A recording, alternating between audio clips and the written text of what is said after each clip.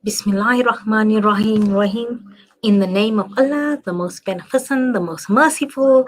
Assalamu alaikum wa rahmatullahi wa barakatuh.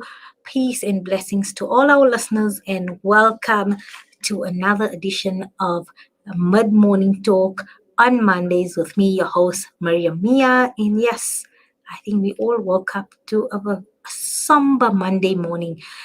Everybody's nervous, anxious, and not sure which direction our country is going. Yes, amid the looting, the unrest, the anarchy, general anarchy, and difficult times indeed.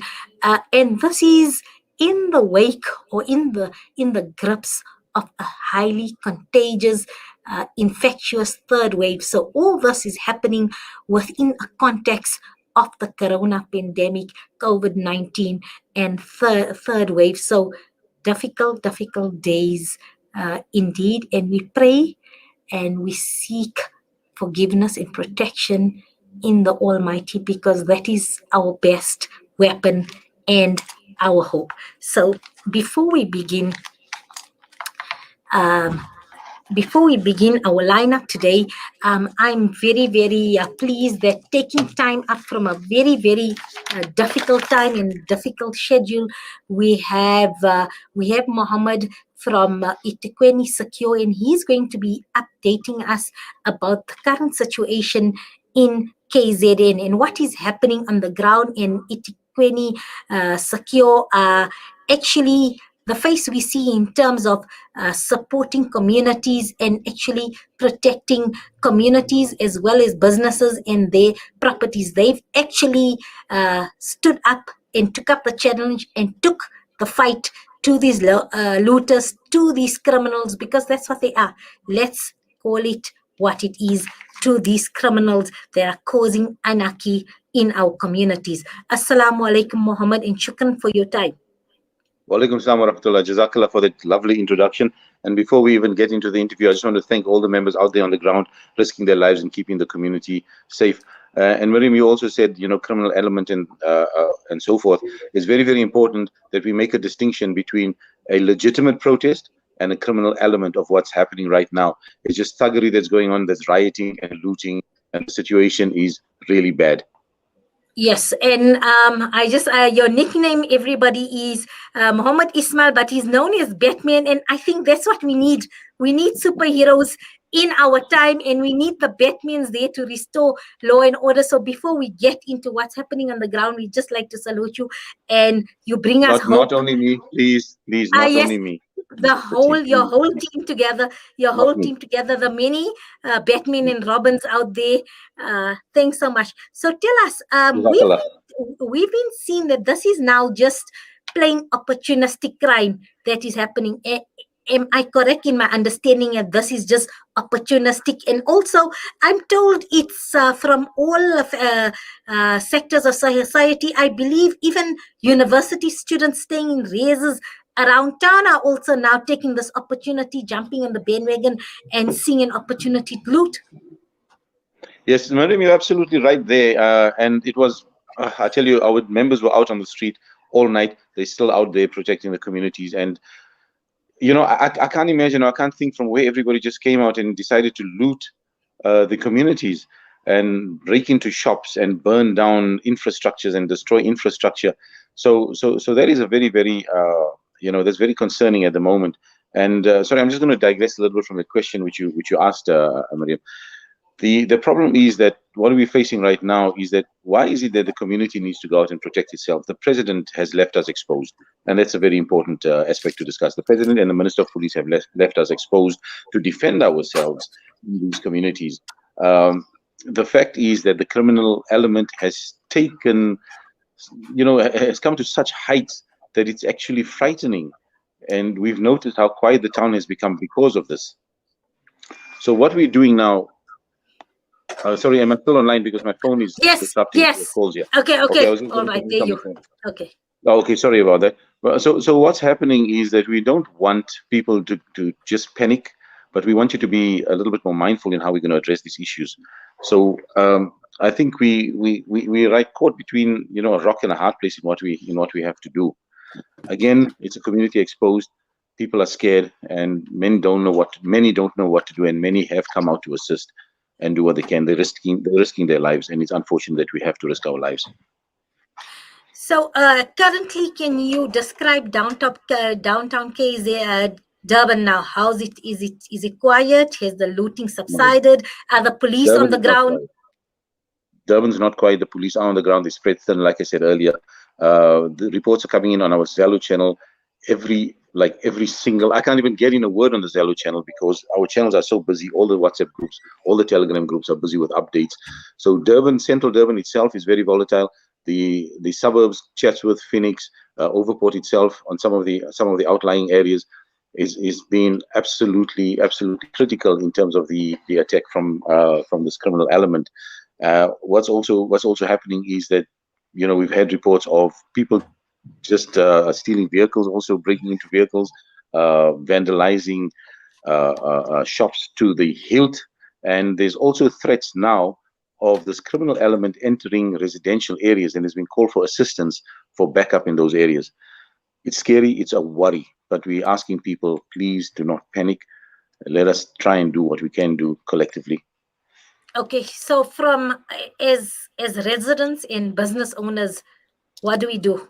Just give us some guidelines and some advice in terms of how do we protect ourselves and who do we call? How do we network and who do we call if we Look, require assistance? when police are spread thin, it's very difficult to say who do we call, because there was reports of a metro officer getting shot a little bit earlier.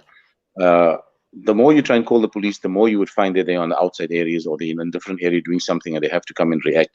What communities should really do is, if everybody can sort of come out and start blocking the main entry and exit routes of the communities, and create a visibility where we want to try and keep it as peaceful as possible, because you must remember, we don't know what's going on the other side when the criminal elements come in, whether they're armed, whether they have petrol bombs, or whether they've got bricks or anything to fling at everybody. We have to protect our communities.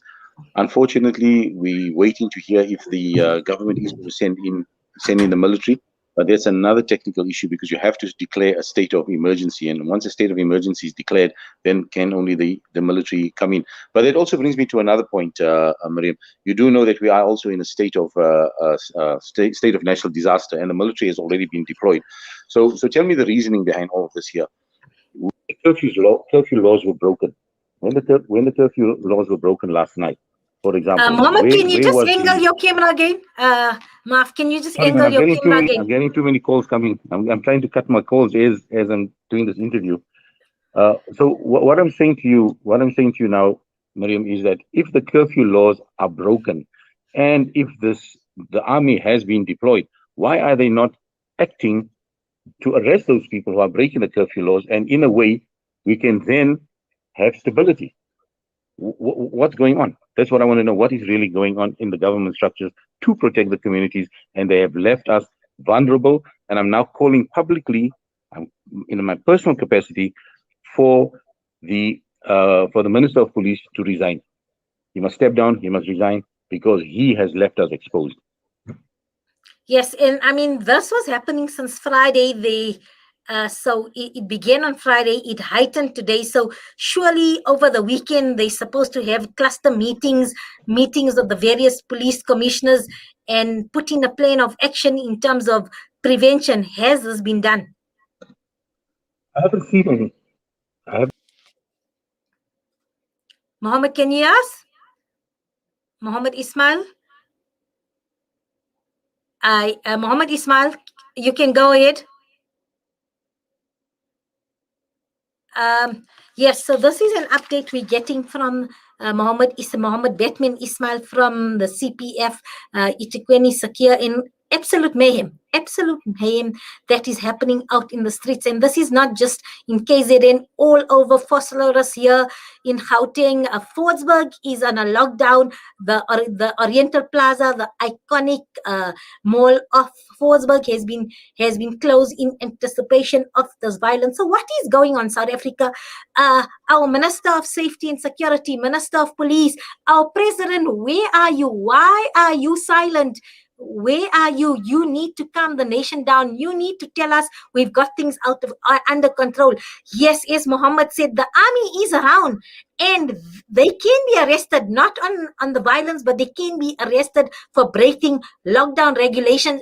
At least this will get these opportunistic criminals off the streets. It's a way of getting them off the streets. So that law is in place to get them off the streets. Why is the army not patrolling with the zeal and the zest that we've seen in March and the first lockdown? Where are they? Mohammed Ismail, where are they?